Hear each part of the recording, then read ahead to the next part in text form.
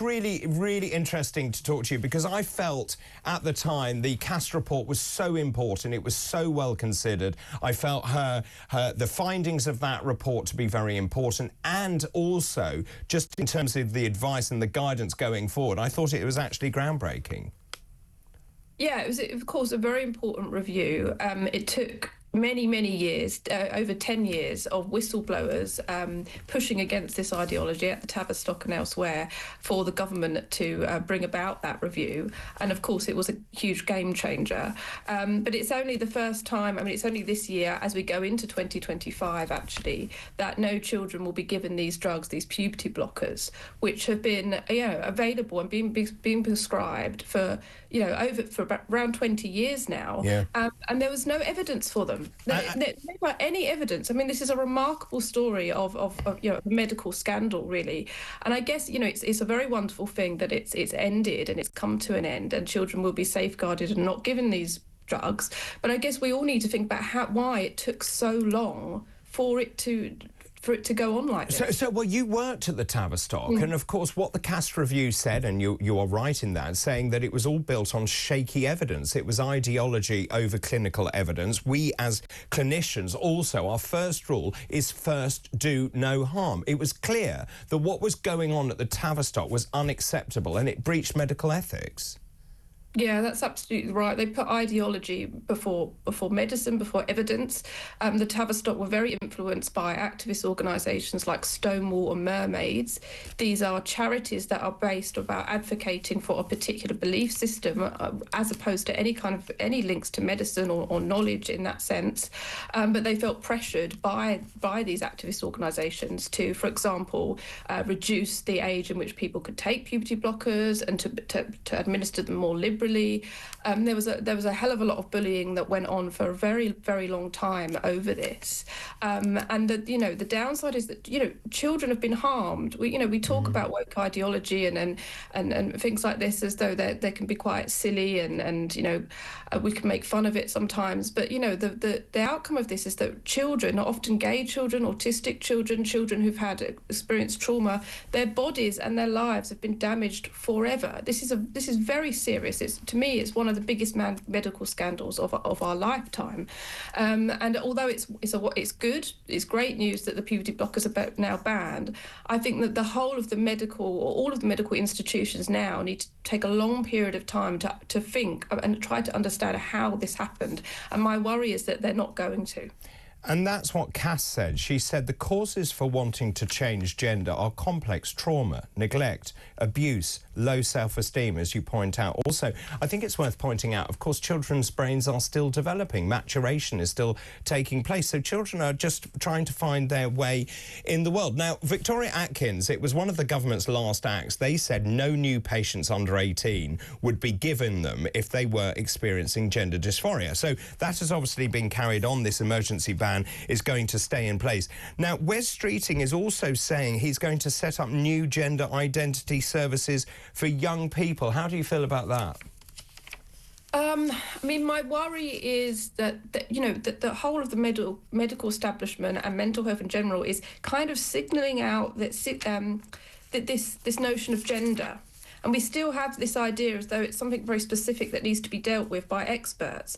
But the point is, what Cass revealed and what many clinicians have pointed out is that the feeling of wanting to change sex or wanting to change your body really is about underlying issues to do with, as we've said, trauma or self-esteem or just depression or anxiety. And these are things that can be dealt with in any mental health, you know, institution or with any kind of therapist.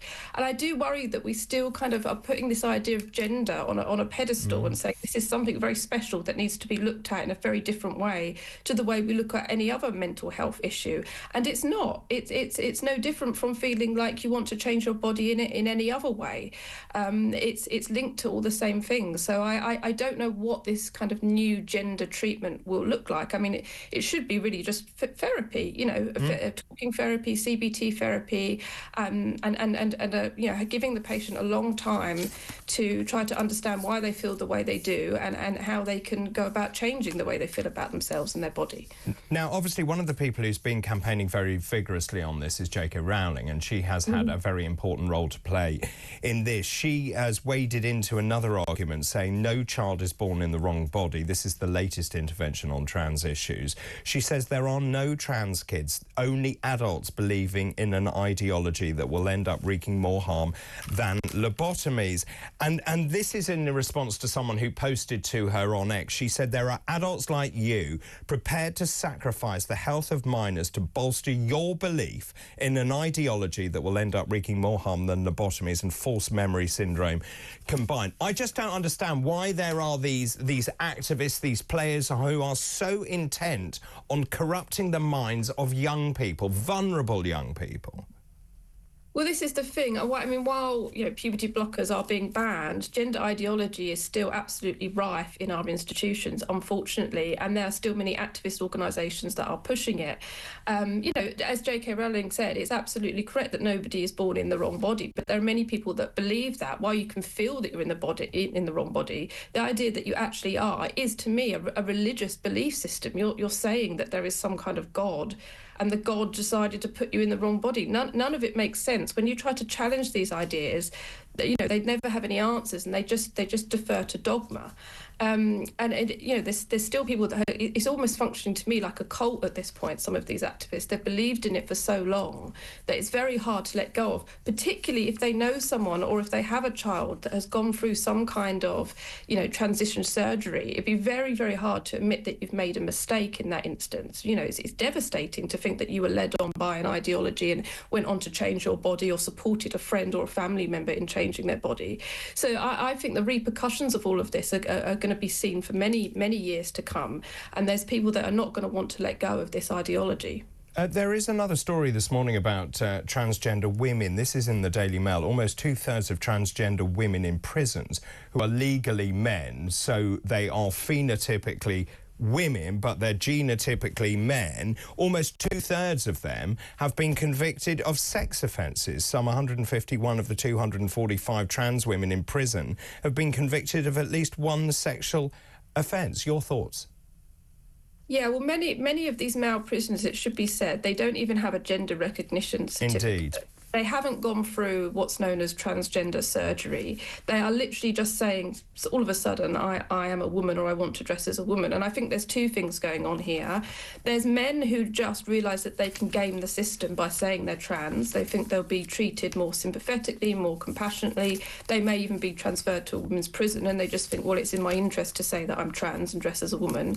And then there are these men who are sexual predators who maybe have always enjoyed dressing as a woman, and it's part of their sexual fetish. Maybe they have autogynephilia, or maybe they just enjoy the feeling of being able to control a woman, and of course that links into their crimes. That's why they commit crimes, sexual assaults against women, and the fact that their sexual fetish, which is part of their predatory behaviour, is being treated as though it's, in quotes, trans or some kind of identity that we should have sympathy for, when actually it's part of their criminality, is extremely worrying. And to me it's not surprising actually that there is such a difference between the rates of men that say they're trans in terms of going on to commit sexual assault, because the two are obviously linked. If you're willing to break the boundaries of sexual differences, you're willing to break boundaries elsewhere in relation to other people's bodies and what you do and how you view them. Very good to hear from you, Amy. I wish you a very happy new year. Amy Ghallager there, ex-NHS nurse at the Tavistock and commentator at the